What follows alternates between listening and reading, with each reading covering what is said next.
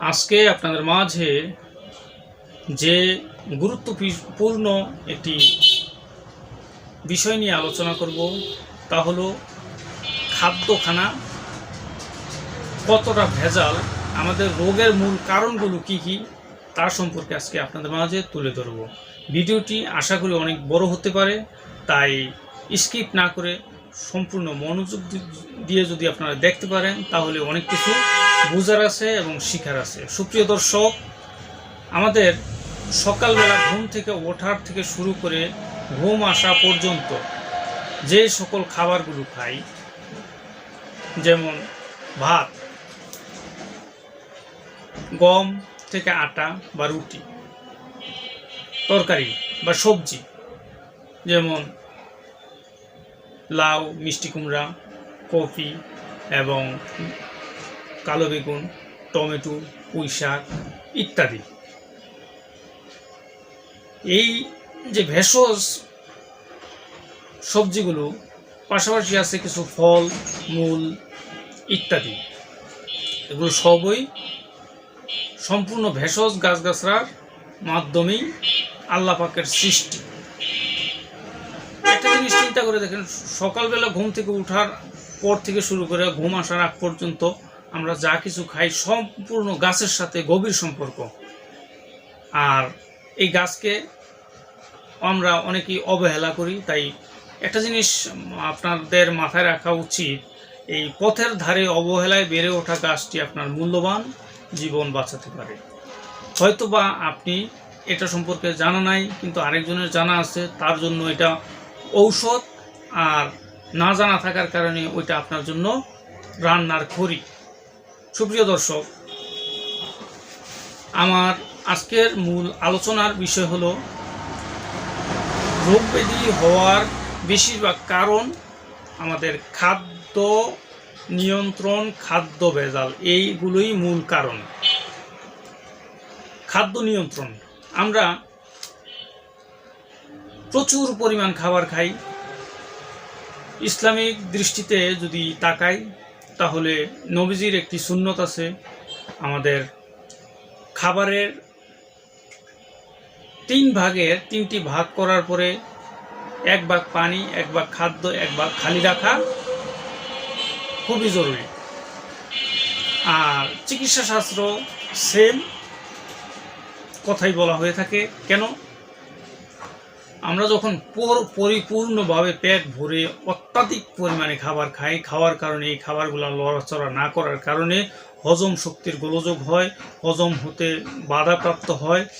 আর দেখবেন অতিরিক্ত খাওয়ার কারণে আপনার শ্বাস প্রশ্বাস নিতে কষ্ট হওয়া, চলাফেরা করতে কষ্ট হওয়া, এবং আমরা শারীরিক পরিশ্রম না করার কারণে মেদ, চর্বি, লিভারে চর্বি, তলপেটে চর্বি এবং ইত্যাদি সমস্যা দেখা দিতে পারে।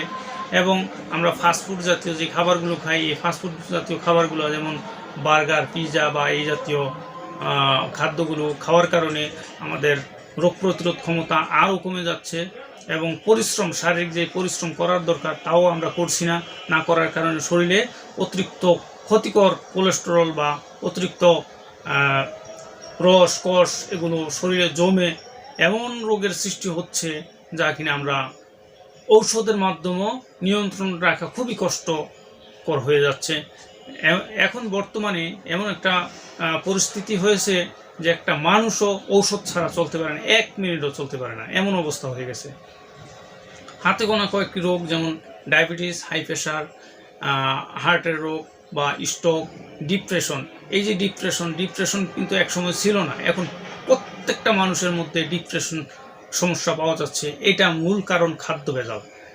কিভাবে দেখেন, খেয়াল করে, একটা দেশি মুরগি বড় হয় 6 মাস, ছোট থেকে শুরু করে 6 মাস পর্যন্ত এর ডিম পাড়ার উপযুক্ত হয়। তার মানে সে ম্যাচিউরড হলো 6 মাসের মধ্যে।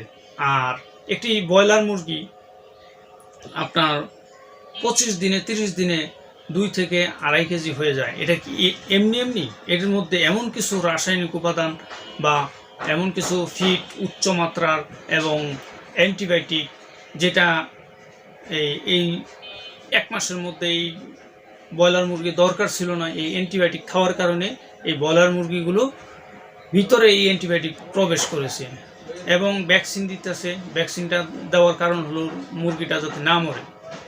এখন আমার অ্যান্টিবায়োটিক দেওয়া বা ভ্যাকসিন দেওয়া বা ফিড খাওয়ানো এগুলোতে আমার কোনো আপত্তি নেই, কিন্তু আপত্তি হলো এই 1 মাসের মধ্যে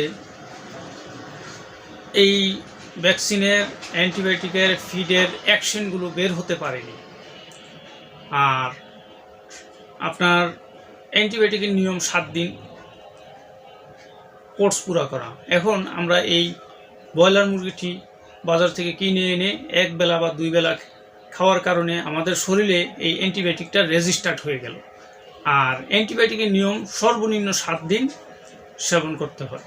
আর এই 7 দিন সেবন করা, এই মুরগি 7 দিন তো খাওয়া হয় না, সেখানে এই অ্যান্টিবায়োটিক আমাদের শরীরে রেজিস্টার্ড হলো।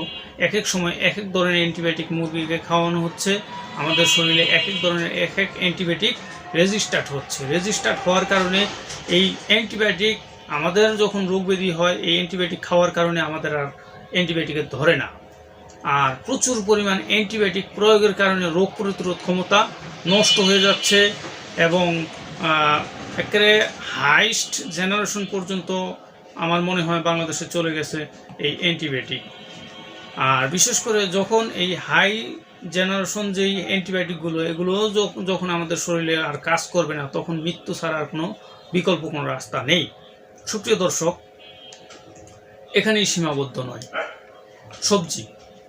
সবজির মধ্যে যাতে না পচে ফরমালিন দিচ্ছে, মাছের মধ্যে ফরমালিন দিচ্ছে। আমার নিজের চোখে দেখা মাছের মধ্যে এই পাঙ্গাস মাছ বা তেলাপিয়া মাছ বা এই জাতীয় যে জীবিত মাছগুলো, এই মাছের ড্রামের মধ্যে এক ধরনের পাউডার ছিটিয়ে দিচ্ছে। এই পাউডারগুলো কিসের? এই পাউডার মূলত এক ধরনের অক্সিজেন। এই অক্সিজেন তো এই মাছের মধ্যে দরকার ছিল না, সাথে সাথে দিচ্ছে। এই অক্সিজেনগুলো মাছের মধ্যে ঢুকছে, এটি আবার আমাদের দেহের ভিতরে প্রবেশ করছে। এখান থেকে আমাদের রোগ ব্যাধি হতে পারে। চাউল, আমরা যে চাউল খাই, চাউলের মধ্যেও ভেজাল। কীভাবে? চাউল আগে ছিল মোটা চাউল, বিভিন্ন ক্যাটাগরির চাউল ছিল।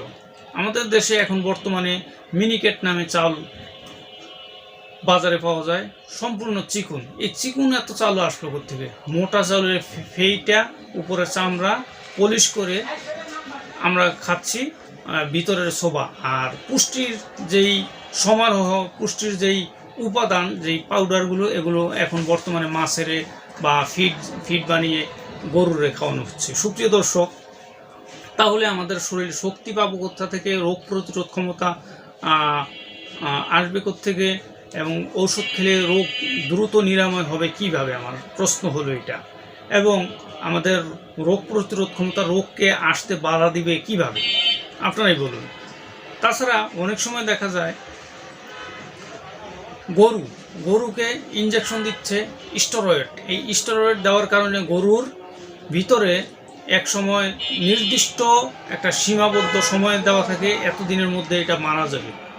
কেন?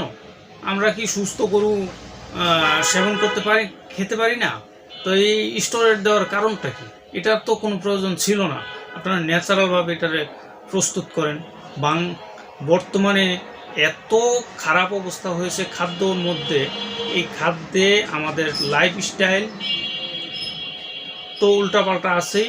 খাদ্যের কারণে আমাদের বেশিরভাগ রোগী এখন রোগ ছাড়া নেই বললেই চলে। সুপ্রিয় দর্শক, তাছাড়া ফুড জাতীয় বাজারজাত মুদি দোকানে যেই প্যাকেজিং খাদ্যগুলো আমরা আগে ঘরোয়া যে খাবারগুলো খেতাম, সেই খাবারগুলো থেকে আমরা অনেকটা দূরে এসে পড়েছি। সহজলব্ধ, হাতের নাগালে যে খাবারগুলো আমরা পাচ্ছি, এগুলোর মধ্যে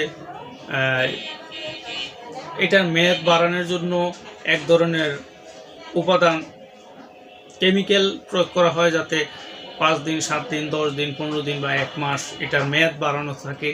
এই মেয়াদ বাড়ানোর খাদ্যটা তো আমার প্রয়োজন ছিল না। আমি ঘরোয়াভাবে যদি প্রত্যেকটা ফ্যামিলি মেম্বার, প্রত্যেকটা মহিলারা ঘরোয়া খাদ্য প্রস্তুত করে আটা দিয়ে, ময়দা দিয়ে যদি বিভিন্ন প্রকার খাদ্য বানিয়ে বাচ্চাদের খাওয়াতো তাহলে তাদের কিন্তু বিভিন্ন প্রকার রোগ হতো না। টেস্টিং সল্ট বা এই সুস্বাদু করার জন্য এমন কিছু রাসায়নিক উপাদান প্রয়োগ করছে, এগুলো মানবদেহের জন্য খুবই ক্ষতিকর। হয়তোবা এই ভিডিও দেখার পরে বিভিন্ন বড় বড় কোম্পানির লোক বা অনেকেই আমার পিছনে লাগতে পারে, কিন্তু আমি বাস্তবতা তুলে ধরার জন্য আপনাদের মাঝে এই ভিডিওটি বানালাম। কেননা অনেকের এই জিনিসগুলো মাথায় নেই বললেই চলে, আর এগুলো সবার জানা প্রয়োজন আমি মনে করলাম, যেহেতু আমার পেশাটাই মানুষের সেবামূলক পেশা, তাই আপনাদের মাঝে এই ভিডিওটি তুলে ধরলাম।